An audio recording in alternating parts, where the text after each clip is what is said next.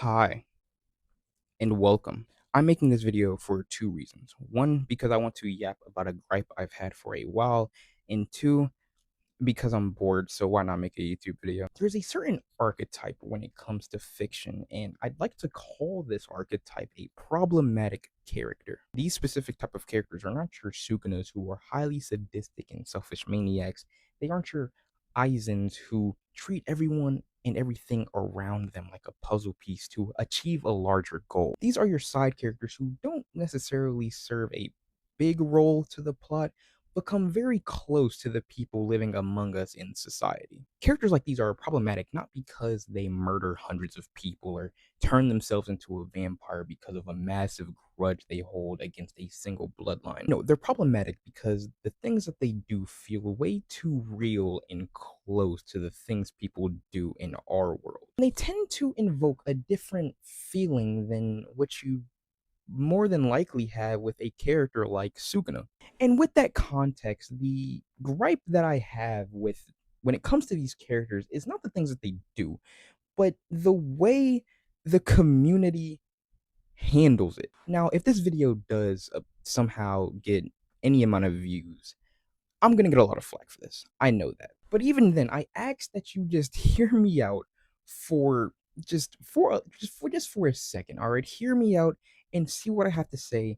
And yeah, this is not me defending their actions. God, no. This is simply me addressing the way fandoms handle these types of characters and why I have a problem with it. I've chosen three characters for this video: Naoya, Meimei, and Himino. These characters in their respective fandoms are by far the most hated and also the main reason why I made this video in the first place. Cutting straight to the chase, the biggest problem I have when it comes to these characters is the way people dumb their character down to kid toucher and misogynistic bum. Now, while this is okay on its own, it becomes a problem when you realize just how many people completely ignore the writing when it comes to these characters. And when you try to address or even say that you like these characters, people immediately assume that you also defend and support their actions.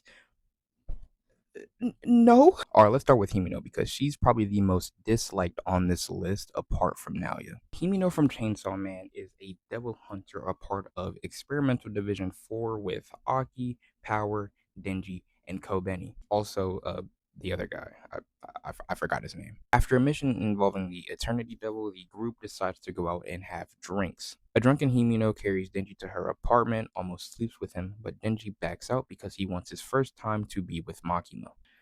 All right, let's talk about it. That one scene killed Himino's entire reputation. And I think that's where the problem lies, is that people see that, and that is like a roadblock for their relationship with that character. It literally stops them from acknowledging anything more about that character from that point on. Like, whatever happens in the future with this character, the development goes out the window because this is what defines them, when in reality, just I don't think it is. Himino's entire character revolves around coping with trauma and the the stuff that you have to deal with when you stay in a job like devil hunting. When Aki first meets her, we find out that he is her sixth partner. And by that point, we see the effects of having that many people die around you through the eyes of Denji in the current time. She had reached a point in time where the only way to stop herself from truly snapping is by shielding herself with things like sex, alcohol, and drugs. She represents the way hedonism infects our minds when living in a world that genuinely doesn't even expect you to live past 20 or 25, depending on how old you are. Am I expecting you to like him? No, characters like these are made to be disliked. But I do just want you to acknowledge their roles within their respective stories and not just dumb their character down to kid toucher. Like, there's more to it than that, I promise. I will give an exception though to Meimei, just a tiny exception, because I till this day I still don't think Gege needed to do that. But then again, what do I know? What do I know? Now I like Himino. I think she's cool. I think she's interesting, and I also love me an alcoholic. Does that mean I? This is I don't even like saying this, but does that mean I touch kids or even support the very idea of it? No, I don't know why I even have to ask that. But that's the main issue when it comes to these kinds of characters is that you can't like them for their writing. No, you also have to support the shit that they do in the story. Because how on God's green earth can you like Himino? She almost slept with a 16-year-old boy. Yeah, man, we watched the same show. I just like the writing behind her character. All right, let's move on. This video is gonna get me reported, but I gotta do it, man. I gotta do it. This has been on my mind for a little bit. Just let's go. Okay, so, oh yeah, all right, next up on this list, we have Naoya. And again, he's probably the most hated on this list for very good reason. But this is really where the if you like this character, you also support their actions really shines. Because if you are caught liking this character, you are a bullshit misogynist that hates and beats on women, and you don't deserve to live among the rest of society. What? And while Naoya is probably the most exaggerated when it comes to his most negative traits, he's also the person on this list with the most writing, I'd argue. Naoya Zenin was born within the heavily patriarchal and also the soon-to-be heir of the Zenin clan. Being considered a young prodigy, he had a very spoiled upbringing and would grow to inherit all the Zenin clan's beliefs and ideals. All right, let's talk about it. Naoya probably suffers the most from this, in my opinion, because not only do I think his technique is cool, the way he uses it, and especially how the anime presents it, is very cool to just look at. The dynamic he shares with Maki is also, in my opinion, one of the best dynamics within JJK. That might be a crazy take because you have Yuji and Sukuna, Gojo and Gato, but I genuinely think like Maki and Naoya is like at least top 5. You take a character like Maki who rejects everything the Zenin clan stands for in pretty much every single aspect, from her own personal beliefs to her very being. She ended up becoming equal, if not stronger than Toji. Everything about Maki was made to fight back against everything the Zenin clan stood for. And as satisfying as it was to see Naoya get his face punched in 4, 5 times in a row on repeat, I think it just becomes even more poetic when you realize just how much Naoya embodies the Zenin clan's belief system. From the way he views women to how he views himself within Jujutsu Society. Naoya and Maki's clash was not simply them trying to kill each other. No, this was Maki eliminating everything, like truly eliminating everything the Zenin clan was built on. If she doesn't kill Naoya, like when they fought, if she doesn't kill Naoya here, the Zenin clan isn't truly dead. And I think that's just what makes it so damn satisfying. And I also think that the way Gege presents the ideals and beliefs of the Zenin clan through Naoya is also done very well. But you physically cannot show your appreciation to it openly without the community coming to a collective agreement that you are a misogynistic freak. Why? And you know what? To answer my question, I think the answer is simply just how a realistic evil makes you feel. When you see someone like Sukuna destroy half of when you see someone like Sukuna destroy half of Shibuya, you're like, okay, take your clothes off. At least for me, that's how I feel. But anyways, compare that to someone like Mei, who not only commits incest, but does it with her little brother.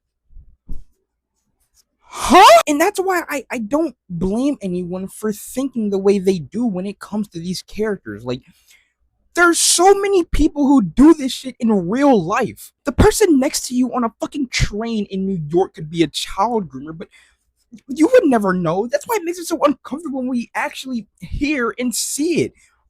This shit happens. People like this are real. Before I decided to just simply use the manga panels for what I was talking about, I rewatched some of the apartment scene from Chainsaw Man and was deeply uncomfortable even skimming through it. But I think it's good when a story explores things like this. And as someone who genuinely can't even sit through an SA scene for longer than 5 seconds, especially when the show doesn't, or when just the media property in general doesn't take it seriously at all, the boys. I like it when a story forces you into like such an uncomfortable position and forces you to confront this reality and actually take itself serious. Fucking hate the boys. Gachi Akuda and Chainsaw Man are the only ones I can think of right now who actually explored themes of SA. I know there's so many more shows and movies out there that do. But I either haven't watched them since I tend to stay away from that kind of stuff, or I just can't think of it right now. But I think the way these shows explore SA are very well done. Amo and how that kind of trauma just shaped her entire being, and Denji being exploited by the woman around him but unable to see it for what it truly is, are both things that I truly do love about these shows. But the problem arises when you have a character like Himino or someone as exploitive as Mei who will sleep with her own brother just to so he can stay within arm's reach for future use. You stop these characters from actually being defined by their role within the story and what type of person they are depending on the writing you give them, and instead be defined by their actions, and in turn have the writing you put behind them mean absolutely nothing. And although I will give an exception to Mei, I think her and Himino do serve similar roles within their respective stories. They show you another side to these jobs. Now, can you understand these characters and still not like them? Of course, I don't even like Mei that much. Can you understand characters like Himino and still simply dumb their character down to PDF file because you don't like them? Of course. But if you're one of those people who don't bother looking into the character a little bit more and just simply say that anyone who actually comes to like these characters, a PDF file or a misogynist that beats on women, I just think that's wrong to do. Because there's more to these characters than what they do in a single scene. Besides Mei, because there's really not much to Mei except for the fact that she really likes money. So yeah, there is a reason why these characters are still liked by some people. There is a reason why these characters are made to make you feel uncomfortable. Now, I will say there are people who like Naoya for the simple fact of how he views women, and I genuinely despise those people. But for the people that like Naoya for his writing, or hell, even just for his technique, please don't just assume that those same people also think the way those people do. All right, I think I'll end it there. I'm sorry if I know at the beginning I said I don't like the way the community like handles these types of characters, and just to I'm gonna retract that statement a little bit because how the community handles these characters is fine. That in of itself is completely fine. I get that. But when someone actually develops a liking for that character, I don't think it's just right to immediately accuse them of something as serious as being a PDF file. I think that's probably the biggest thing though. Just assuming that somebody is a PDF file for the simple fact that they like a character like Himino, that is just, I don't know, it sits with me the wrong way. And I think it's when you like from that position